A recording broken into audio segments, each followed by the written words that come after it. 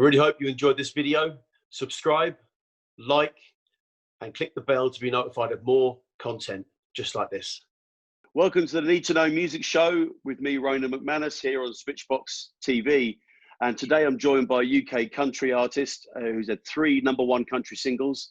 She's also a social media influencer and is known for extensive charity work. Say hello to Laura Aston. How are you? Hello, everybody. I'm good, thank you. Are you? Yeah, all very good, all very good. How have you been? What have you been doing in the last few months of kind of this strange world we now live in? How's it been for you? I've just been keeping myself busy, writing music, recording, doing covers for the social media. You know, so I've kept myself pretty busy, rehearsing with the band for our upcoming shows next year. So yeah, it's been good. So have you doing any live streaming? Yeah, I've been doing quite a lot of live streaming, just to stay interactive with everybody and, you know, keep myself busy and keep my mind off all the rubbish that's happening at the moment. I think keeping yourself busy is the way forward. Yeah, and I think have you found that the people that are watching and it's been something that's been really mutually beneficial. The people have needed it as much as the performers. Absolutely. Yeah, there was a group actually on Facebook that I started to post on. It was called Rock the Lockdown. There were almost 1 million people in that group, and I'm not sure if you've heard of it. I did, yeah. I know. I've seen quite a bit of that. Yeah, it's been great. And it just went crazy. I was lucky enough to go live on their platform, and that was just incredible. The response was amazing, and you know, it really cheered me up. So I found going live and, you know, singing, performing over the phone was just amazing. It's been really cool. Excellent. Yeah, I think it's not quite ever going to replace the live experience, but it's the nearest you've got for now, and it's definitely been a godsend for us all, I think. I mean, I've been doing the same thing. I'm a singer myself, so I've been doing the same thing, you know, and has really sort of saved my mental health, being able to actually do some gigging of sorts. Yeah.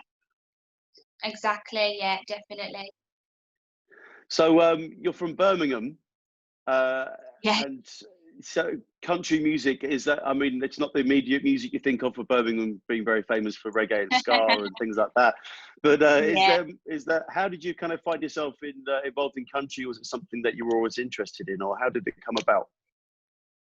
I've always been interested in country. I grew up listening to country, and I've just always enjoyed it, especially I think that's where I get my country twang from, because I grew up listening to country artists like Shania Twain, Patsy Cline, Dolly. So I think I learned a lot from them, and I picked up their country twang, and I just really enjoyed the music. I do love a bit of ska, a bit of reggae, you know, but when it comes to performing, I do love to sing country. And others, I mean, I'm of Irish descent myself. There's a massive Irish community in Birmingham, and country seems to go hand in hand with the Irish community. So there must be plenty of venues and things to play. Yeah, definitely. That's one of the next steps for us. We're looking to, after this pandemic, head over to Ireland, do some shows over there, because they really do appreciate country music. So that would be really cool if we could, eventually get to do that. I mean, they come out in massive numbers for country over there. I mean, definitely. Yeah. I've got a friend of mine who's a country artist here, and he just goes every summer and he tours the whole country and the whole of Ireland, and he's just you know, nearly every night he's gigging, and the place just goes crazy. It's a huge country scene there, so yeah, that would be brilliant getting over there. Yeah, 100%.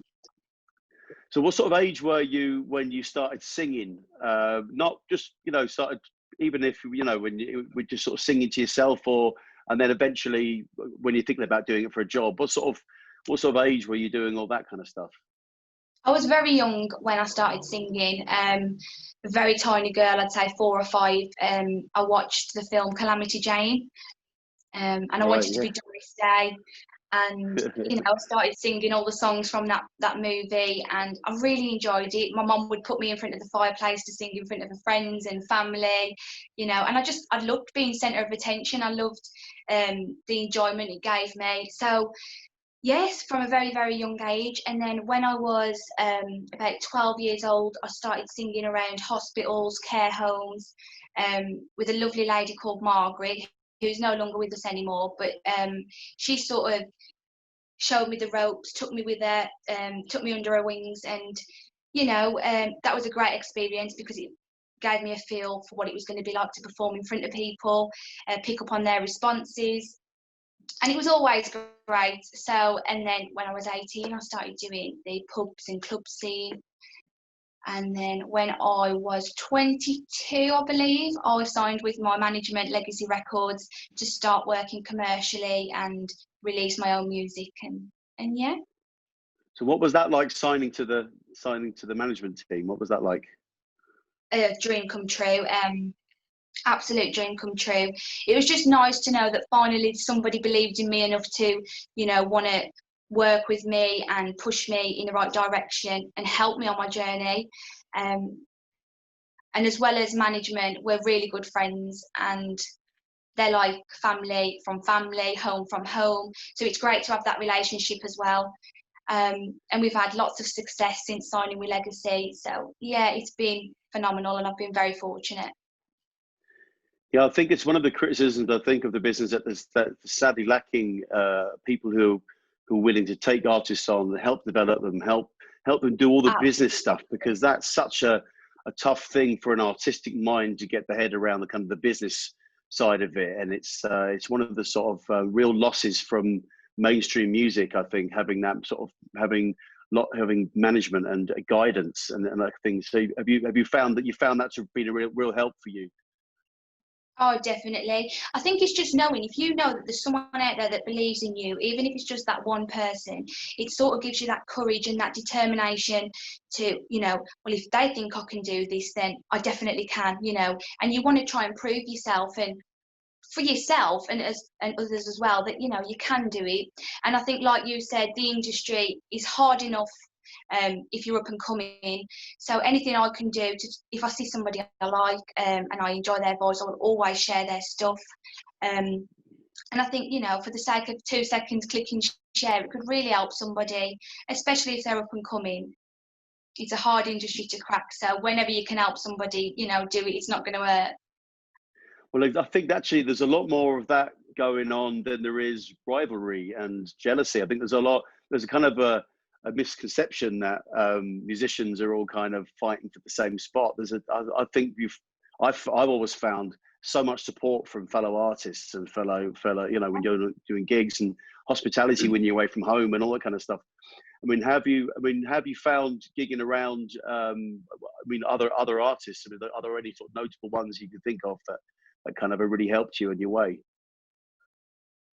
Well, under my management, there's a girl called Chantel Padden. She's extremely talented, very, very talented artist, and she's from Ireland. And whenever we're together, we always bounce off each other. We've worked together, and there's never no rivalry. We support each other 100%. Another girl called Kelly Marie, who was also under my management before she went on to the X Factor. Lovely girl, still in contact now, and she's written for me. She's written a song of mine called Nothing Can Break Me. So we just support each other whenever we can, wherever we can, and we're proud of each other, and I think that's how it should be. Absolutely. You mentioned writing there. So do you a lot of co-writes, or do you writing a lot yourself? How do you sort of gather your material? I do a lot of writing myself, but I do prefer to co-write, because I think, like I said previously, you can bounce off each other, and you think, oh my God, yeah, that's a great idea. I love that. Let's put that in there, and they may be able to think of something that you would never have thought of. So I just enjoy the whole experience of writing with somebody else. But I think when it's late at night, or and everyone's in bed, I do like to do a lot of writing, and that's when my thoughts tend to come to me. And I've written some great songs late at night when everyone else has been sleeping. That's what I was going to ask you about. Do you sit down to write specifically, or does it kind of just sort of come out of the ether? It depends. I mean, sometimes it just comes to me. I was just saying just now to Richard, who's going to be playing the guitar for me today. I was just saying last night I was laying in bed and I thought of these lyrics and I thought of the melody, and it was so great. And I've woke up this morning and I can't remember anything, and I'm thinking, why didn't I write it down? So yeah, sometimes it just comes to me, and then other times, I think a lot of the times, if I intend to sit down and think, right, I'm going to write a song now, it never happens. You know, I think you need to get the inspiration, and I always think it's better when it does just come to you. Yeah, I think when you get that, you've got that spark of something, then you can work on that. I think that's one thing. Yeah. But I think, I mean, I always find, I mean, songs that I write, I just find it just something comes to me, and then it just out of nowhere, and you think, God, what's that? You know, what's that come from? It might be in the shower, or it might be in the car, or whatever it might be. And it is sort of like the least convenient moments normally. Yeah, it's usually the way, isn't it? Absolutely, yeah. But it's reading about what you've done, and it's a fairly short space of time. You've crammed in so much stuff. Yeah. I mean, tell me about 2018, because I think that seems to stand out as a kind of a year where you ticked a lot of boxes. Unbelievable. So we released a charity single called Remember Me. And you know, it was a project that I'd been asked to work on by the charity, and I support the charity. I think they're brilliant, and so, you know, it was an honour. We took on the project and we released the song, and it ended up going to #1 in the UK country charts, which was unbelievable. At that point in Amazing. my career, I never thought that, you know, an independent artist with no record label, no TV backing or radio backing could ever, you know, get #1 in the UK country charts. But it happened, which was incredible. And then later on in the year, we released another single called Bible Paper Thin. And I remember having a conversation with my manager, and he said, Law, if you get into the top 100, I will be a very, very happy manager. So I went to bed that night thinking, come on, please, let me get in the top 100. And we woke up and it was #1. It was just unbelievable. So wow. With the charity single, we had a different kind of backing. So for the Bible Paper Thin track to go to #1 as well, it was just insane. And again, something that I never thought was possible. But that's, you know, great. I mean, that's great, because if you've got the charity single, obviously some people will buy it to support the charity. But exactly, to have your own one, and that's on your own merits. That's something that must be a great validation to have that. Yeah, absolutely unreal. It was just a surreal feeling that, you know, you can't even explain or imagine. It's just incredible. And so, you know, as you can imagine, myself and my manager, we were very happy. And then we released another 2 singles in 2019, which were Daddy's Lie and Nothing Can Break Me. And then they both went to #1 as well. In fact, Nothing Can Break Me actually got into the top 30 of the UK charts, which was another surreal feeling. So yeah, wow, it was really, really that's cool. a massive achievement. That, you know, I know what it's like to we tried to release a single to get our bid for #1 for St. Patrick's Day. I was in an Irish band, and despite getting on the TV, national TV, and I think we got to about 301 or something. But it was it's really tough because you're competing with every other musical genre with that, you know. Well, that's it. Yeah, exactly. Yeah, definitely. You know, so it's hard to kind of it's hard to sort of put a dent in sort of someone like Lady Gaga or something, you know. It's really tough with that sort of backing that those artists have. But that's great to get the top 30 in the UK charts. Fantastic. Yeah, it's incredible. Thank you. And so I was reading about the performances you did with Kylie. Was this right? Bryan Adams, Justin Timberlake, Rick Astley, UB40. I mean, these are huge names. What was it like to share the stage with these people? Incredible, absolutely. It was just I was just in awe, if nothing else. Like Shania Twain, for example, we watched her show after my performance, and you know, I couldn't see through the tears. I was just so overwhelmed, and it was incredible. She's a bona Again, fide I just legend, felt isn't very she? cool. Like, you know, she's a bona fide Yeah. Oh legend. my God. Yeah. Country queen. Yeah. Absolutely. I think I'd have just fainted or something if she'd have come over to me. So it was probably best that she didn't. But it was really, really cool. And I was very, very lucky.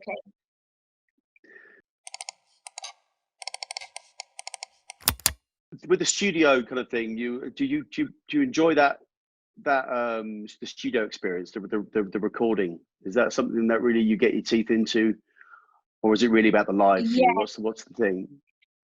I definitely prefer the lives. Just because the buzz off the audience, and you know, but I do really enjoy studio time as well. I think, you know, if you're working on a project and you put your heart and soul into it, when you're in the studio recording it, you're that step closer to sort of getting it out. So that's what gives me the, you know, the enjoyment and the buzz. And yeah, it's always good fun. We always make it fun when I'm at the studio, so it's never feels like work. That's important, I think, because you're trying to create something artistic. If it feels too much like work, you're not going to get that sort of. You've got to get a certain amount of emotion and sort of love, for want of a better phrase. You know, to something a bit. Got to some of yourself in there. It's got to stay artistic. It sounds Exactly. like you've got a great approach to it. Yeah. Yeah, thank you. I try. So well, yeah. So do you have a set band that you work with? Yeah, I do. We were meant to be doing 2 headline shows this year, but for obvious reasons we can't go ahead with those shows. But they've been postponed to next year. So me and the guys actually met up for the first time beginning of last year. Would you say? Yeah, something like that. And we just all got on really well straight away. I'd spoken to Richard. Let me just turn the camera on him. He's going to hate me for this. I'd spoken to Richard prior, so he already knew me and, you know, what I was about, and I kind of knew what Rich did. So that made it easier. And they're a bunch of really talented guys, so I'm very lucky to have them, you know, on the road with me come next year when we do the shows. So what are the shows you have planned? So we have a show in Birmingham on May the 23rd, 2021, but that's now sold out, which was another surreal experience. And then we have another show in October, October the 23rd, 2021. That's in Milton Keynes. And there are still tickets available for that now. Okay, we'll put the link to everything in the description of the thing, so people can come and find you. And it's sort of, so it mentions you're a social media influencer. So how does that? I mean, for some people won't really know what that entails. Other people will be familiar. So how did that come about? What is it? What is that exactly that you do?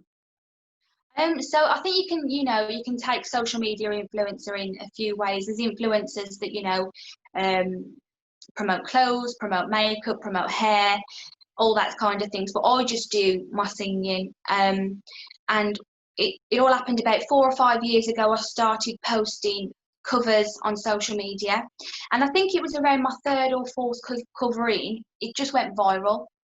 And my social media just blew up overnight almost. And it was a track that I did called Dance With My Father Again, but I changed the lyrics to Mother, which was actually requested by somebody that followed me. And thank God I did that, because that's when it all started for me. And then I did another one not long after, an Elvis Presley number, In the Ghetto, and that went viral. And I thought, oh my God, what's happening here? All these videos are going viral. I wasn't complaining.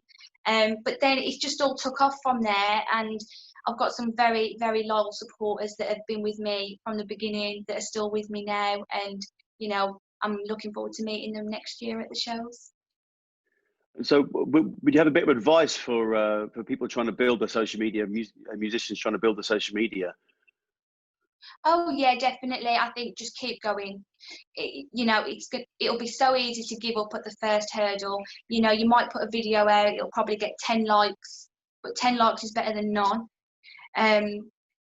and just keep putting yourself out there as much as you can. That's my advice anyway. I think, and interact with your followers, your fans.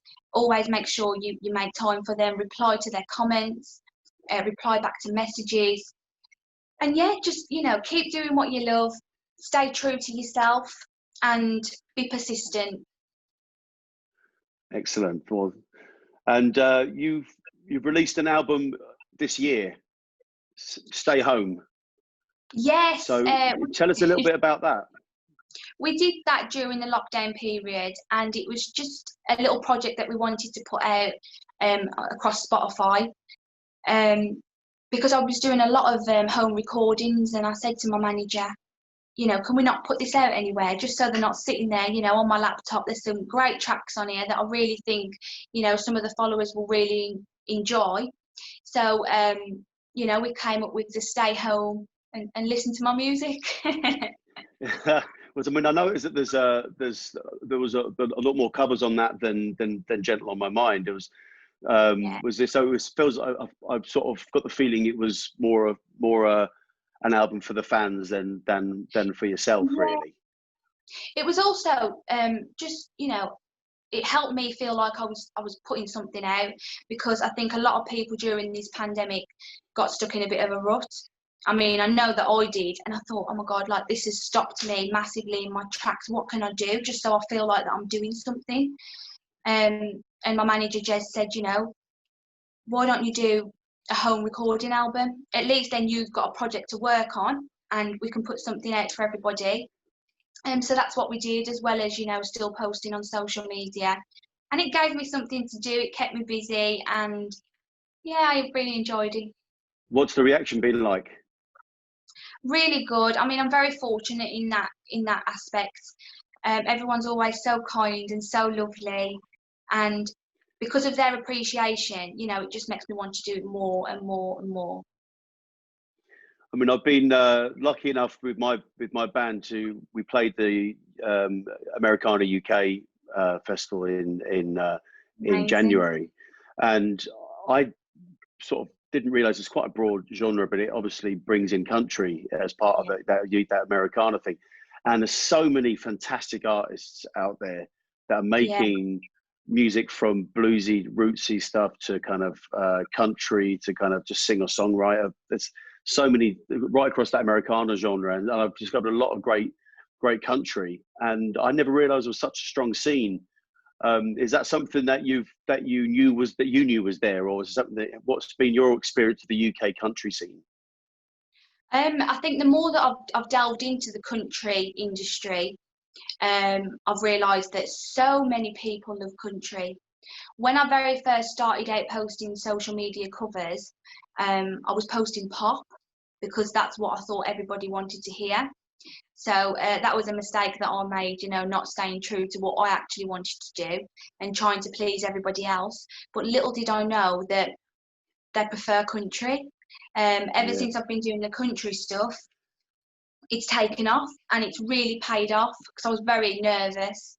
But I think it goes back to, being true to yourself. It always works out in the end. Absolutely, yeah, absolutely. I was 100%. I mean, it seems like everybody knows each other on that scene as well. I think there's definitely a lot of friendship and a lot of camaraderie. So, what's been your career highlight to date, would you say? I would have to say definitely getting that first number one. Just again, because I never thought that could happen for me. So getting the number ones, the sold out show, unbelievable, and I can't wait for it to happen. I would say those are the two main highlights. I've had many, and I've been very, very fortunate, but those two stand out a mile for me. And what have been the main sort of challenges that you faced? It's very easy to start comparing yourself to others in this industry, not from a jealous point of view or a bitterness, but there's, like you said, there's so much talent out there, and there's some people that are just phenomenal, and you think, oh my God. So you've got to remember that there's only one of you. Nobody can ever be like you, and stop comparing yourself to others. I think that's something that I struggled with a lot in the beginning. And I used to, you know, beat myself up a lot over the stupidest things that nobody else even noticed. And, you know, you can't change it, so you've just got to crack on, haven't you, you know? I think you could be your own worst critic sometimes. I think that's the Yeah, same with exactly. any. I think that's the same with any kind of artist, really, in any sort of form of art. I think Yeah. it's really sort of really self-critic. The self-critic is always the worst one. Yeah, definitely. So we always ask for a recommendation of someone that people need to check out. So I'd like to ask you do you have a recommendation of an artist that you'd like that people need to know on this Need to Know Music show? Yeah, absolutely. I mentioned her earlier, but I'm going to mention Chantel Paddon, who's under the same management as myself. She's phenomenal. And yeah, go and check her out. We'll put a link to her stuff there and a link to all of your stuff. Thank And you. I'd just like to say thanks for joining us and good luck with everything you're doing. It seems like you've got a really exciting year coming up next year, and you know, good luck with everything. And hopefully we can hear some more music from you very soon. Brilliant. So thank you very much. for having me. Thanks, Laura Aston. Thank you.